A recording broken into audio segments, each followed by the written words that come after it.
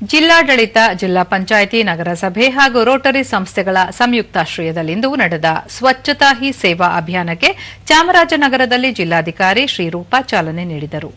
ಜಿಲ್ಲಾಡಳಿತದ ಅಧಿಕಾರಿಗಳು, ರೋಟರಿ ಸಂಸ್ಥೆ ಪದಾಧಿಕಾರಿಗಳು ಹಾಗೂ ಸಾರ್ವಜನಿಕರು ಸಕ್ರಿಯವಾಗಿ ಪಾಲ್ಗೊಂಡು ಶ್ರಮದಾನ ಮಾಡಿದರು. ಬಳಿಕ ದೂರದರ್ಶನದೊಂದಿಗೆ ಶ್ರೀರೂಪಾ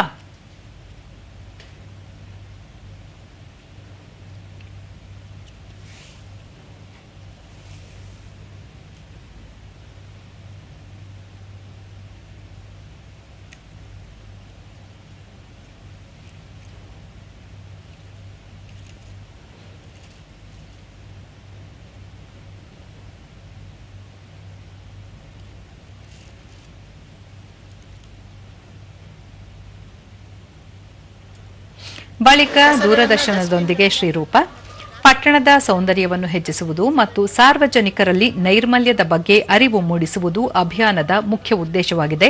ಮನೆ ಮನೆಗಳಲ್ಲಿ ಕಸ ಸಂಗ್ರಹ, ಹಸಿ ಕಸ ಮತ್ತು ಒಣಕಸವನ್ನು ವೈಜ್ಞಾನಿಕವಾಗಿ ವಿಂಗಡಿಸುವ ಕುರಿತು ಜನರಲ್ಲಿ ಜಾಗೃತಿ ಮೂಡಿಸಲಾಗುತ್ತಿದೆ ಎಂದರು. ಒಂದು ಮೀಟಿಂಗ್ ಮಾಡಿ ಅವರಿಗೆ ಒಂದು ಅವೇರ್ನೆಸ್ ಕೊಡ್ತೀವಿ. ಒಂದು 15 days ವಿಲ್ ಕೀಪ್ ಟೈಮ್. ಅದಾದಮೇಲೆ ಅವ್ರು ಕಂಟಿನ್ಯೂ ಮಾಡಿದ್ರು ಅಂತ ಹೇಳಿದ್ರೆ ನಾವು ಅವ್ರ ಜೊತೆ ಅವ್ರ ಹತ್ರ ಫೈನ್ ಕಲೆಕ್ಟ್ ಮಾಡ್ತೀವಿ. ಆಮೇಲೆ ಅದನ್ನೆಲ್ಲ ನಾವು ಇದನ್ನ ಸ್ವಚ್ಛತೆಗೆ ಅನುದಾನವನ್ನು ಬಳಸ್ಕೊಳ್ತೀವಿ.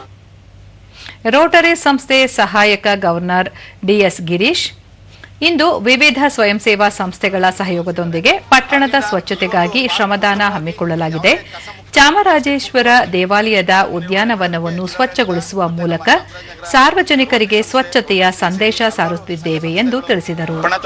ಹಾಗಾಗಿ ಮುಂದಿನ ದಿನಗಳಲ್ಲಿ ಈ ಪಾರ್ಕ್ನ ಒಂದು ಒಳ್ಳೆ ಉತ್ತಮವಾದ ಪಾರ್ಕ್ ಆಗಿ ಮಾಡೋದಕ್ಕೆ ಜಿಲ್ಲಾಡಳಿತ, ನಗರಸಭೆ ಮತ್ತು ಎಲ್ಲ ಸಂಘ ಸಂಸ್ಥೆಗಳು ಕೂಡ ನಾವು ಪ್ರಯತ್ನ ಮಾಡ್ತೀವಿ.